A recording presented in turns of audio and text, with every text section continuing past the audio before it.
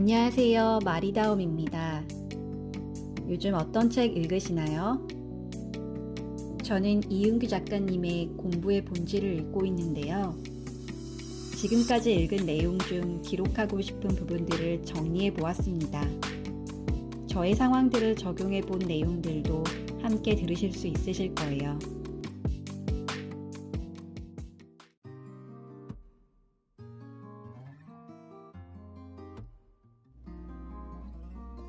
이민년 2월을 살고 있다. 새해에 어떤 목표를 세웠는가? 그 목표는 지금도 꾸준히 유지되고 있는가? 내가 새해에 세운 목표가 작심삼일로 끝났다면 독서의 본질책에 나온 말에 귀 기울여 볼 필요가 있다. 우리는 새로운 일을 시작하기 위해 목표를 세울 때 마치 관성처럼 내가 아닌 남을 기준으로 목표를 설정한다. 부모님 보시기에, 친구들이 보기에, 내 스스로도 그래도 이 정도는 해야 되지 않을까? 나의 성향과 가치는 고려하지 않고 남의 눈높이만을 맞추는 목표를 세운다는 것이다. 이렇게 세운 목표는 며칠 근근히 유지할 수는 있겠지만 오래 지속할 수 있는 힘은 없다. 이 말을 뒤집어 생각해보면 나의 목표가 작심삼일에서 벗어날 수 있는 방법은 남이 아닌 내가 이 목표를 통해 어떠한 만족과 성취를 얻게 될 것인지 개인적 의미를 찾는 것이다. 효과적인 공부법이란? 저자는 결국 나를 움직이는 것은 지극히 주관적이고 개인적인 동기이며 이보다 더 효과적인 공부법은 없다고 한다.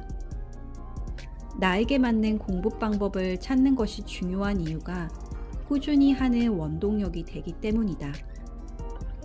나에게 맞는 공부법이란 나의 욕구, 니즈, 성향을 파악해서 그것을 내가 해야 하는 공부에 접목시키는 것.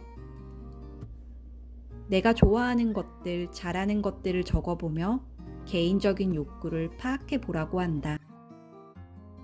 이때 거창하고 큰 일들을 적을 필요가 없다는 게 저자의 팁이다.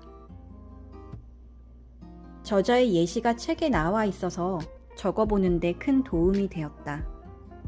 자신이 좋아하고 잘하는 것을 다 작성한 다음 공통점이 있는 것끼리 묶어보고 개인적인 욕구를 한 단어로 표현해 보라고 했다.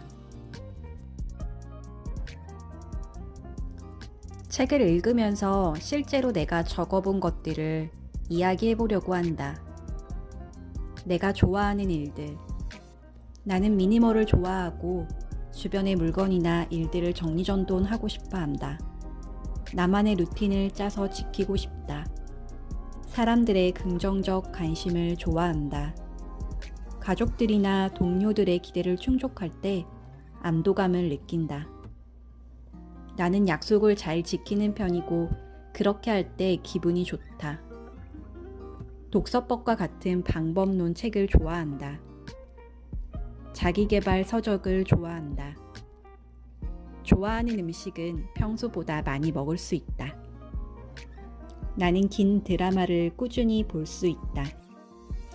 내가 좋아하는 일들을 작성한 다음 공통점이 있는 것끼리 묶어보았다. 내가 속한 무리에서 사람들의 기대를 충족시키기 위해 노력하는 편이고 공통점을 찾아 모으고 패턴에 따라 정리하는 것에서 성취감을 느끼는 편이다. 또한 다른 사람의 노하우를 수집하고 확인하는 것에 즐거움을 느끼고 내가 좋아하는 일은 끝까지 오래 한다.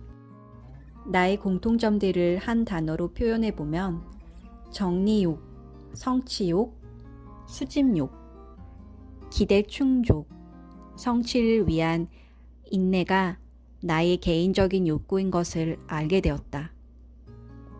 처음에는 내가 잘하고 좋아하는 것을 적는 게 어려웠다.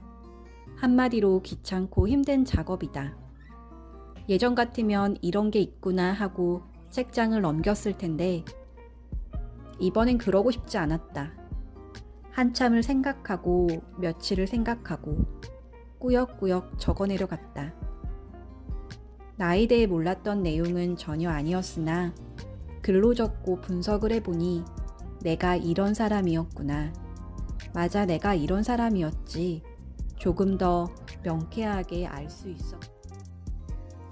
나라는 사람은 내가 좋아하고 잘 맞는 방법으로 공부해야 꾸준히 할 수 있는 사람이다. 내가 독서법이나 자기계발 서적에 관심이 많은 이유도 이미 성공한 사람들의 노하우 속에서 나의 방법을 찾고 싶었기 때문이 아닌가 싶다. 지금 내 손에 들려있는 공부의 본질이라는 책도 그러한 책이 아닌가?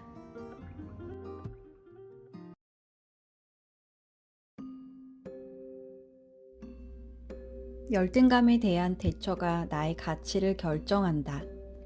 공부의 본질 중 완벽한 사람은 없다고 생각하면서도 나에게는 접목시키기 힘들 때가 많다. 열등감을 느끼고 있는 지금의 나에 너무 집중해버린 나머지 아무것도 하지 못하고 무기력한 상태가 된다.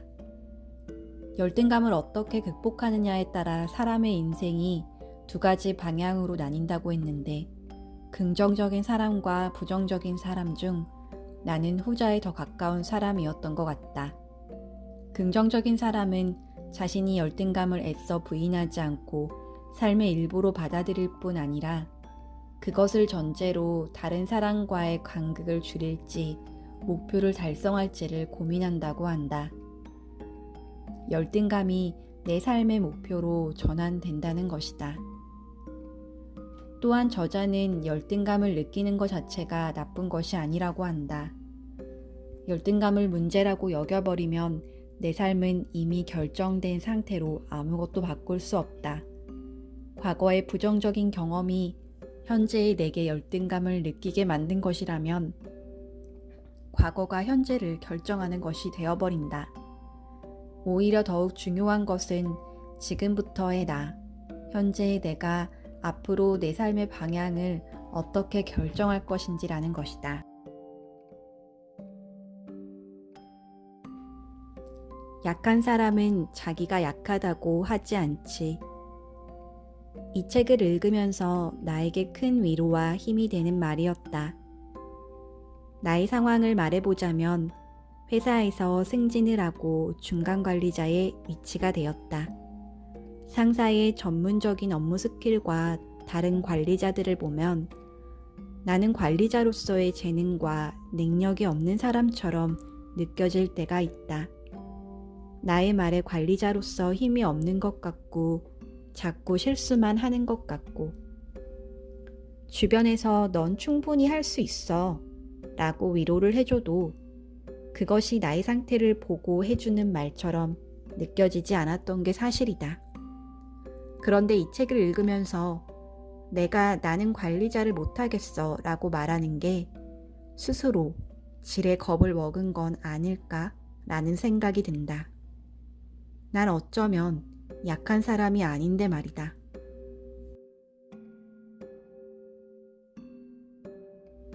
지금까지 공부의 본질을 읽고 마리다움이 적어본 감상이었습니다.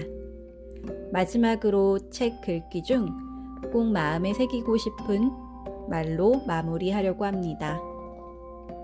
공부를 못하는 사람은 있을 수 없다.